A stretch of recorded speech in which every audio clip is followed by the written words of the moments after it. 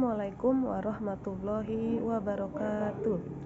Asyhadu an la ilaha illallah wa asyhadu anna Muhammadan abduhu wa rasuluh.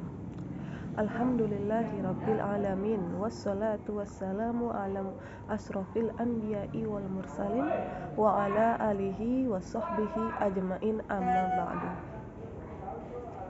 Segala puji bagi Allah yang Maha Kuasa, Tuhan seluruh alam. Semoga sholawat dan keselamatan tercurah selalu pada Nabi dan Rasul termulia, keluarga dan sahabat-sahabatnya. Bapak Ibu sahabat guru yang saya cintai dimanapun berada, kali ini pembahasan kita adalah tentang peran guru membangun peradaban. Sahabat guru, seperti yang kita ketahui bersama bahwa mengajar adalah salah satu tugas yang sangat mulia. Idola kita Rasulullah Muhammad SAW, beliau adalah seorang guru. Nah, hari ini kita berada pada peradaban yang luar biasa dalam krisis kepemimpinan. Saat ini sulit sekali untuk melihat seorang tokoh pemimpin yang memiliki karakter kepemimpinan yang baik, yang benar-benar seorang pemimpin.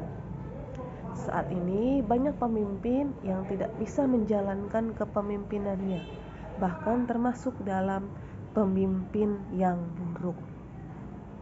Nah, sekarang kenapa ini bisa terjadi? Kenapa kita krisis pemimpin? Salah seorang ulama berkata bahwa hal ini disebabkan karena kurangnya adab.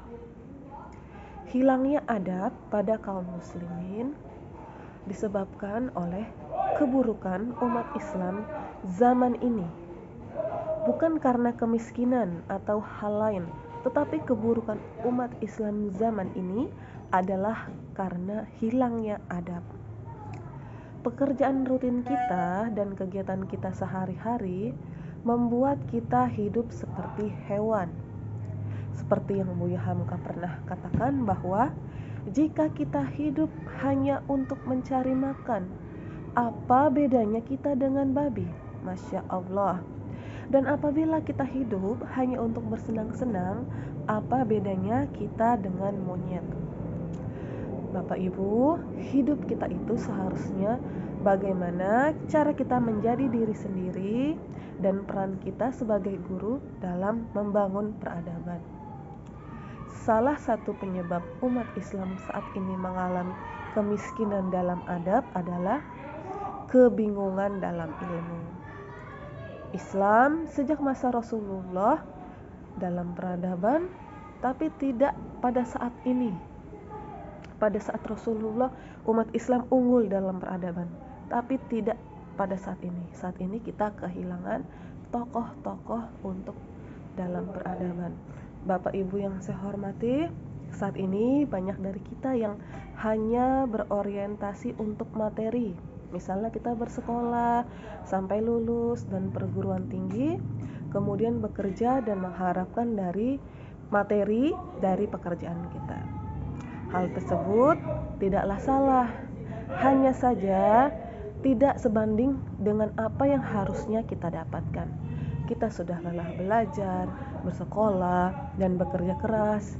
Masa kita hanya mendapatkan materi saja? Ada hal-hal lain yang jauh lebih besar yang harusnya kita dapatkan untuk diri kita sendiri maupun lingkungan sekitar kita. Seperti ada orang yang bilang, ketika kita mencari uang, maka makna akan hilang. Sementara jika kita mencari makna, maka makna dan uang akan menghampiri kita. Sama halnya dengan menjadi guru. Tujuan kita menjadi guru ada yang berbeda-beda. Ada yang menjadi guru karena panggilan hati, atau ada juga yang menjadi guru karena panggilan dapur. Ukuran hina dan mulia bukan dari harta. Jangan berpikir kalau rezeki kita sedang banyak, maka Allah sedang sayang dengan kita. Sebaliknya, jika rezeki kita sedang sempit, maka Allah sedang menghinakan kita. Bukan begitu Bapak Ibu, mulia atau tidak bukan dilihat dari harta. Modal kebangkitan atau model peradaban adalah agama yang kebenarannya mutlak. Tapi kita juga perlu tokoh-tokoh yang membawa kebangkitan itu. Muhammad Nasir pernah mengatakan bahwa suatu bangsa tidak akan maju sebelum di antara bangsa itu ada segolongan guru yang suka berkorban untuk keperluan bangsanya. Kita bertanya, kenapa harus guru yang menjadi tumpuan? Peradaban itu tergantung pada pendidikan. Baik dan buruknya peradaban ditentukan oleh pendidikan. Dan baik buruknya pendidikan ditentukan oleh guru. Maka penting untuk guru merapihkan cara pandangnya tentang kehidupan, tentang kebahagiaan. Bapak Ibu, kebahagiaan itu bukan materi, bukan ketenaran.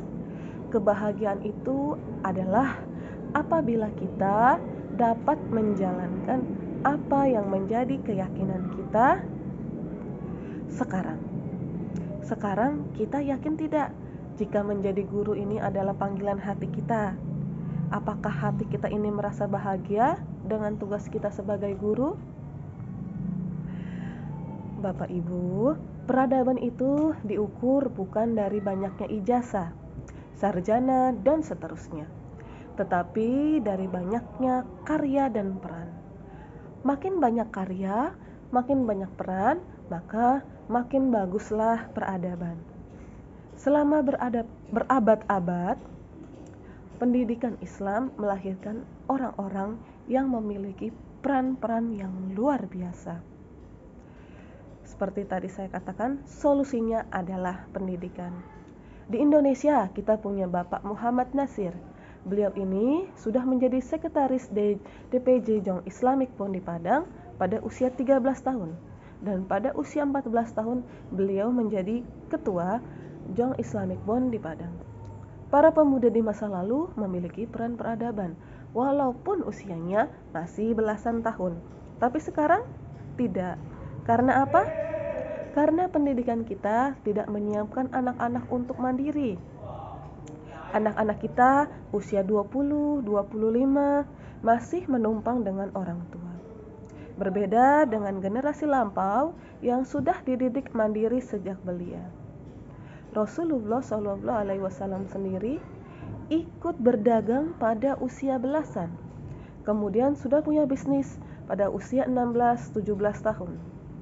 Sangat mandiri dibandingkan anak-anak kita sekarang. Maka Bapak Ibu guru, kondisi ini harus kita ubah. Kita harus dapat membantu anak-anak kita saat ini. Semoga kita semua dapat menjadi agent of change. Walaupun membangun peradaban ini bukan tugas kita sendiri, tapi setidaknya kita mulai dari diri kita sendiri. Kita jadikan tugas kita ini sebagai mission of life. Gunakan kompetensi yang kita miliki untuk membangun peradaban, bukan hanya mencari makan. Wassalamualaikum warahmatullahi wabarakatuh. Jazakumullah khairan katsiran wa jazakumullah ahsanal jaza.